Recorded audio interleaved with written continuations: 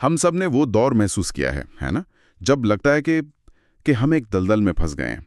एक प्रॉब्लम सुलझाओ तो दूसरी खड़ी हो जाती है। ऐसा लगता है जैसे किस्मत ने दरवाजे पर क्लोज्ड का बोर्ड लगा दिया हो। आप मेहनत करते हैं पर नतीजा सिफर। हमारे पास जो स्रोत हैं वो बताते हैं कि इस चक्र को, मतलब ये जो फंसा हुआ एहसास है ना, उसे वैदिक ग्रंथों में एक नाम दिया गया है, दुर्गति। यानी एक ऐसी स्थिति जहां जीवन की गाड़ी आप कह सकते हैं रुक सी जाती है। लेकिन दिलचस्प बात यह है कि स्रोत सिर्फ समस्या बताकर नहीं छोड़ता। वो अथर्ववेद का हवाला देकर कहता है कि इस दुर्गति से निकलने का एक सक्रिय रास्ता भी है। तो आज हम इसी पर गहराई से बात करेंगे। और यहाँ अथर्ववेद का संदर्भ बहुत बहुत मायने रखता है। चारों वेदों में अथर्ववेद को अक्सर आम इंसान का वेद कहा जाता है। ये बड़े बड़े यज्ञों या दार्शनिक बहसों से ज्यादा रोजमर्रा की जिंदगी से जुड़ी समस्याओं पर ध्यान देता है, जैसे स्वास्थ्य, रिश्ते, डर और आर्थिक परेशानियां। तो ये स्वाभाविक है कि दुर्गति जैसी व्यक्तिगत और गहरी समस्या का समाधान हमें इसी ग्रंथ में देखने को मिलता है। चलिए तो फिर इस समाधान को खोलकर समझते हैं। स्रोत में एक कवच मंत्र का जिक्र है। कवच शब्द सुनते ही दिमाग में एक योद्धा की छवि आती है जिसने लोहे का कवच पहना हो, एक ढाल। पर यहां इसका क्या मतलब है? बिल्कुल सही सोचा आपने।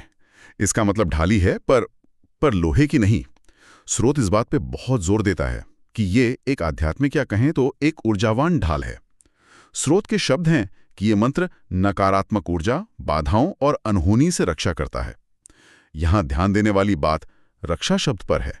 ये एक रक्षात्मक उपाय है, आक्रामक नहीं। इसका उद्देश्य बाहर से आने वाले नकारात्मक प्रभाव को रोकना है, किसी पर पलटवार करना नहीं।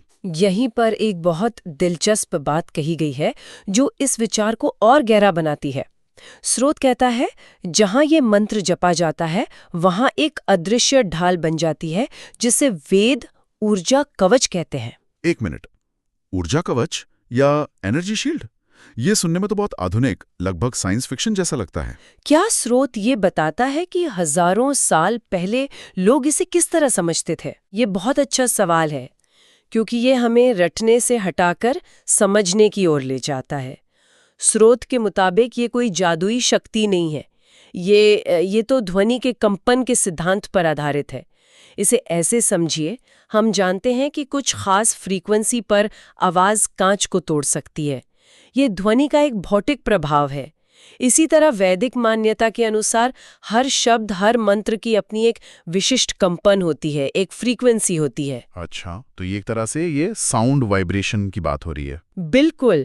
जब ओम दुर्गाय नमः जैसे किसी मंत्र को बार बार एक खास लय में दोहराया जाता है, तो उससे उत्पन्न होने वाले कंपन आपके चारों ओर एक खास तरह का माहौल बना देते हैं, एक रेजोनेंस फील्ड।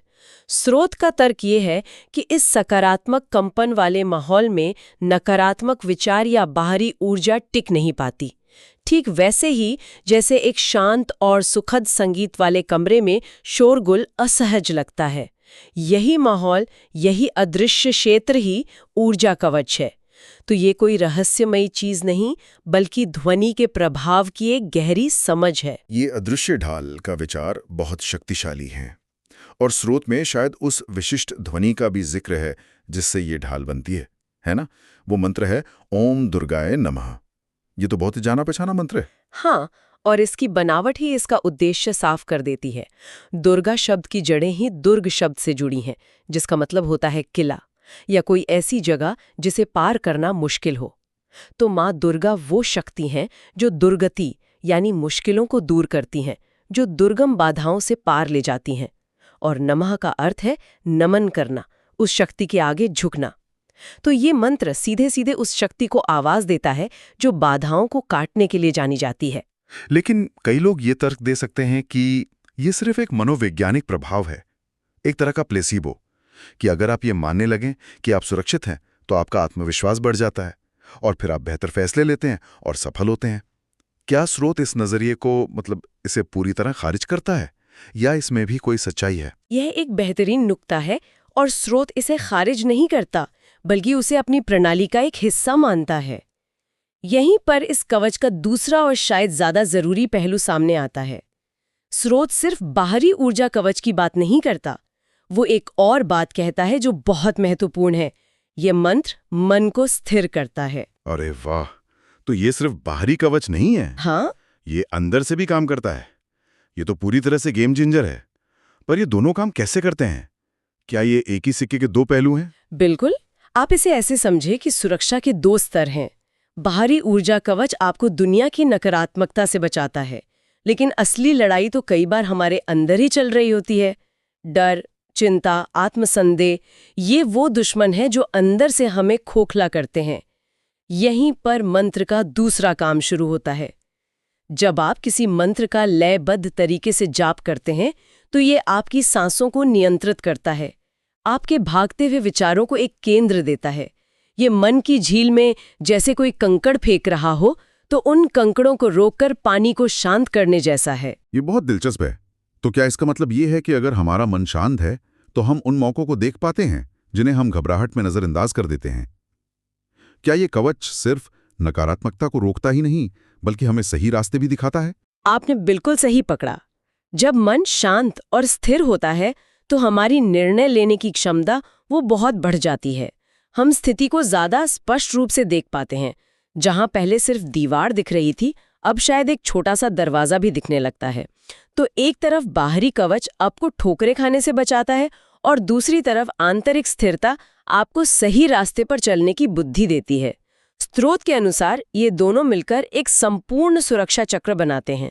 तभी स्रोत में कहा गया है कि ये आपके चारों तरफ सुरक्षा का घेरा बना देता है। अच्छा, ये घेरा सिर्फ बाहर नहीं बल्कि अंदर भी है।